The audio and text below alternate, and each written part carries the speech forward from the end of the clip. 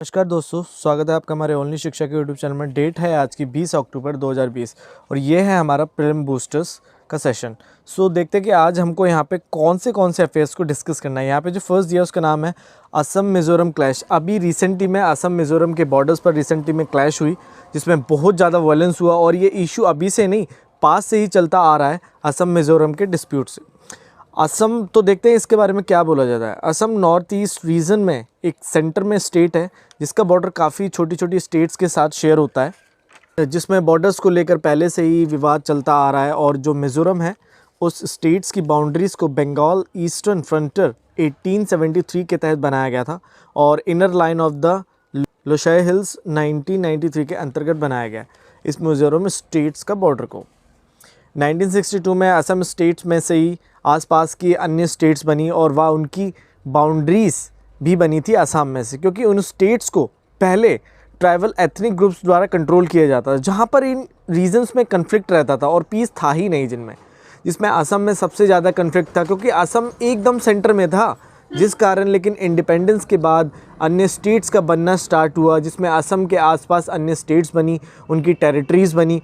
उस समय पर इंडियन यूनियन द्वारा उस लोकल ट्राइब्स को मेन स्ट्रीम में लाया गया, लेकिन उन्हें इंडिपेंडेंट स्टेटहुड दे दी गई थी इन स्टेट्स को। और डिस्प्यूट इनमें यह है कि मिज़ोरम द्वारा 123 किलोमीटर का बॉर्डर शेयर किया जाता है साउदर्न आसाम में, और जिसमें 509 स्क्वायर माइल्स तक का एरियाज़ को ऑक्यूपाइड आसाम द्वारा किया जाता है, ऐसा मिज़ोरम द्वारा बोला जाता है, जिस पे डिस्प्यूट चलता है। मिज़ोरम पहले एक लोसाई हिल डिस्ट्रिक्ट था असम का, जिसे 1972 में यूनियन टेरिटरी बनाया गया था और 1987 में जाकर इसको एक स्टेट बना दिया गया, जिस कारण दोनों स्टेट्स में बाउंड्रीज़ को लेकर डिस्प्यूट अभी भी मिलता है। बंगाल ईस्टर्न फ्रंटियर रेगुलेशन, इन्हें इनर लाइन परमिट सिस्टम कहा जाता है, जिसे बंगाल ईस्टर्न फ्रंटियर रेगुलेशंस के तहत लगाया गया था। इसमें कोई भी नॉन रेजिडेंट इंडियन बिना इनर लाइन परमिट के स्टे नहीं कर सकता, जो इन स्टेट्स में, जो अभी नॉर्थ ईस्ट की कई स्टेट्स में लगाया जाता है, जैसे कि अरुणाचल प्रदेश, नागालैंड, मिज़ोरम में। पहले ये असम में भी लगाया जाता था, लेकिन अब इसे हटा दिया गया और मेघालय से भी। हमारा जो नेक्स्ट है उसका नाम है Ayushman Sagar scheme. Union minister of agriculture द्वारा आयुष्मान सागर को लॉन्च किया गया। इस स्कीम के तहत इंडिया में हेल्थ केयर इंफ्रास्ट्रक्चर को स्ट्रेंथन बनाया जाएगा। इस स्कीम को बनाया गया है नेशनल कोऑपरेटिव डेवलपमेंट कॉर्पोरेशन के थ्रू, NCDC के थ्रू। यह एक ऑटोनोमस डेवलपमेंट फाइनेंस इंस्टीट्यूशन है जो अंडर आता है मिनिस्ट्री ऑफ एग्रीकल्चर और फार्मर वेलफेयर के। इस NCDC के थ्रू 10,000 करोड़ का निवेश किया जाएगा। इस मीन्स लोन दिया जा सकेगा। इस NCDC के तहत 52 हॉस्पिटल्स को रन किया जाता है, जिसमें इस फंड द्वारा इनको स्ट्रेंथन दी जाएगी। आयुष्मान सागर के तहत हॉस्पिटल्स और हेल्थ केयर सेक्टर्स में establishment, modernisation, repairs, expansion, renovation लाई जाएगी और एजुकेशन सेक्टर्स को भी बनाया जाएगा जिसमें। और इसी स्कीम के तहत फार्मर वेलफेयर एक्टिविटीज़ को भी चलाया जाएगा सेंट्रल गवर्नमेंट द्वारा। इस स्कीम के द्वारा हेल्थ केयर सर्विसेज को बूस्ट किया जाएगा रूरल एरियाज़ में। नेक्स्ट है प्रधानमंत्री उज्ज्वल योजना। प्रधानमंत्री उज्ज्वल योजना यह एक सेंट्रल गवर्नमेंट की स्कीम है जिसे 2016 में लॉन्च किया गया था PM द्वारा। इस स्कीम के तहत 50 मिलियन LPG गैस कनेक्शंस को डिस्ट्रीब्यूट किया जाएगा उन वुमेंस को जो बिलो पॉवर्टी लाइन में आते हैं। इस स्कीम के लिए 80 बिलियन का बजट एलोकेटेड किया गया है और इसके शुरुआती दौर में 22 मिलियन कनेक्शंस को भी डिस्ट्रीब्यूटेड किया गया था। इस स्कीम का ऑब्जेक्टिव है कि जो वुमेन बिलो पॉवर्टी लाइन में आते हैं वे ज़्यादातर burning means unclean cooking fuel को यूज़ करते हैं, जो फ्यूल काफ़ी ज़्यादा हार्मफुल होता है ह्यूमन हेल्थ के लिए, जिसके लिए इस स्कीम को बनाया गया। इस स्कीम के तहत वुमेन और उनकी हेल्थ को एम्पावर व प्रोटेक्ट किया जाएगा और उन हेल्थ इश्यूज़ को कम करना जो अनक्लीन फोसिल फ्यूल पर कुकिंग करने से इश्यूज़ आ जाते हैं, और इस अनक्लीन फोसिल फ्यूल से होने वाले पॉल्यूशन को रोकना जो रेस्पिरेटरी में प्रॉब्लम कर देता है और जो फ्यूल हमारे इन्वायरमेंट को भी नुकसान पहुंचाता है उसे रोका जाएगा। इस स्कीम के तहत BPL फैमिलीज़ को कवर अप किया जाएगा, उन्हें फाइनेंशियल सपोर्ट दिया जाएगा। इस स्कीम का बेनिफिट हिली स्टेट्स, नॉर्थ ईस्ट स्टेट्स में भी दिया जाता है। नेक्स्ट है national digital health mission. PM Modi ji द्वारा इस साल के इंडिपेंडेंस डे पर इस नेशनल डिजिटल हेल्थ मिशन को लॉन्च किया गया। इस नेशनल डिजिटल हेल्थ मिशन यह एक कम्प्लीटली डिजिटली हेल्थ सिस्टम होगा। इस डिजिटल प्लेटफॉर्म को लॉन्च किया गया है 4 फीचर के साथ, जिसमें health ID, personal health records, DG doctor, health facility registration होगी। और इसमें अभी ई फार्मेसी, टेलीमेडिसिन सर्विसेज को भी लॉन्च किया गया है। इस मिशन को इम्प्लीमेंटेड किया गया था नेशनल हेल्थ अथॉरिटी के थ्रू, जो ministry of health and family welfare के अंतर्गत चलाई जाती है। और यह डिजिटल प्लेटफॉर्म ऐप और वेबसाइट की फॉर्म में अवेलेबल है। और इसमें जो डीजी डॉक्टर्स का फीचर है, जिसमें कंट्री के सभी डॉक्टर्स अवेलेबल होते हैं इंडिया के, उनके details, contact number as per manual settings प्राप्त होती है, जिसमें डॉक्टर्स द्वारा उनके सिग्नेचर, उनके डिजिटल सिग्नेचर के साथ प्रिस्क्रिप्शन भी अवेलेबल होती है।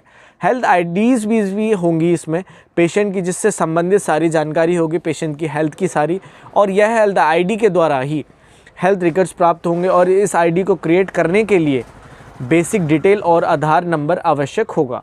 इस साल की नेशनल डिजिटल हेल्थ मिशन से डॉक्टर्स की रजिस्ट्रेशन से लेकर पेशेंट के ट्रीटमेंट तक को डिजिटली कर दिया गया है। नेक्स्ट है नेशनल एड्स कंट्रोल ऑर्गेनाइजेशन। इस ऑर्गेनाइजेशन को इस्टेब्लिश 1992 में किया गया था। यह एक डिवीज़न है इंडिया के मिनिस्ट्री ऑफ हेल्थ और फैमिली वेलफेयर का। इस ऑर्गेनाइजेशन के द्वारा इंडिया में HIV एड्स की डिसीज़ को कंट्रोल करने के लिए प्रोग्राम को चलाया जाता है, जिसमें अभी 35 HIV एड्स प्रिवेंशन और कंट्रोल सोसाइटीज़ को बनाया गया, जो प्रिवेंट करती हैं इस HIV एड्स की डिसीज़ को। नेशनल एड कंट्रोल ऑर्गेनाइजेशन एक नोडल ऑर्गेनाइजेशन है, जिसके द्वारा पॉलिसीज़ को बनाया जाता है और प्रोग्राम्स को चलाया जाता है, जिसमें HIV एड्स को प्रिवेंट कंट्रोल किया जाता है। नेक्स्ट है नेशनल डिवॉर्मिंग डे 2020। भारत में हर साल 2 बार फरवरी 10 और अगस्त 10 को नेशनल डिवॉर्मिंग डे के रूप में ट्रेस किया जाता है। इस डे का एम होता है उन इंटेस्टाइन वॉर्म्स, इंटेस्टाइन में जो कीड़े हो जाते हैं उन्हें ख़त्म करना। जो वॉर्म्स सॉइल ट्रांसमिटेड हेलमेट होते हैं, जो 1 साल से 19 साल तक की एज तक के चिल्ड्रन में ये प्रॉब्लम्स पाई जाती हैं। WHO के अनुसार ग्लोबली में 28% चिल्ड्रन में ये इन्फेक्शन का रिस्क पाया जाता है। इंटेस्टाइनल वॉर्म्स ये पैरासाइट्स होते हैं जो ह्यूमन के इंटेस्टाइन में रहकर चिल्ड्रन के न्यूट्रिशन विटामिन को कंज्यूम करते रहते हैं, और ये अपनी पॉपुलेशन को इंटेस्टाइन में इंक्रीज़ करते रहते हैं, जिससे एक चाइल्ड की हेल्थ और उसकी मृत्यु होने का खतरा बना रहता है।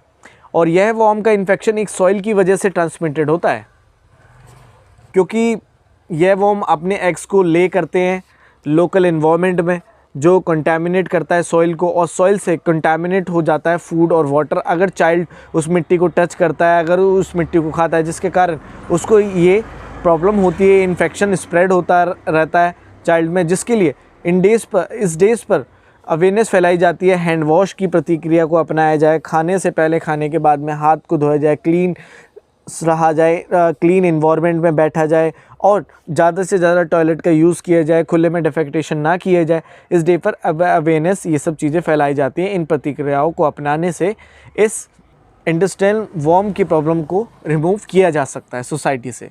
नेक्स्ट है हमारा कपिला कलाम प्रोग्राम।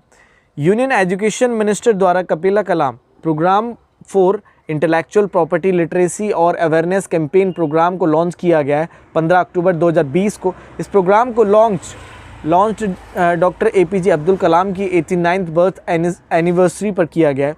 इस प्रोग्राम कैंपेन के थ्रू गवर्नमेंट के एजुकेशन प्रोग्राम द्वारा अवेयरनेस को स्प्रेड किया जाएगा कंट्री में, पेटेंटिंग की इम्पोर्टेंस को, जिससे भारत को सेल्फ रिलायंस बनाया जा सके, इनोवेशन को ज़्यादा से ज़्यादा किया जा सके।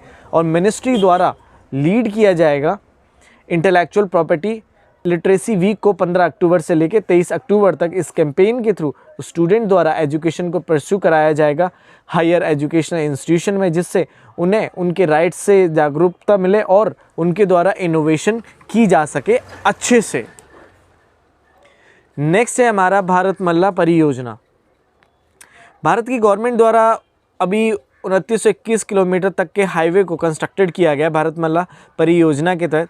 भारतमाला परियोजना द्वारा फोकस दिया जाता है कि पैसेंजर्स की मूवमेंट्स, गुड्स की मूवमेंट्स को एफिशिएंट बनाया जा सके, हाईवेज इंफ्रास्ट्रक्चर ब्रिज बनाकर जिससे डेवलपमेंट की जा सके, उन गैप्स को फिल किया जा सके और इकोनॉमिक कॉरिडोर्स को बिल्ड किया जाए, इंटर कॉरिडोर्स बने, रूट्स बनाए जाएँ, बॉर्डर्स बने और इंटरनेशनल बॉर्डर्स रोड्स को बिल्ड किया जा सके अच्छे से।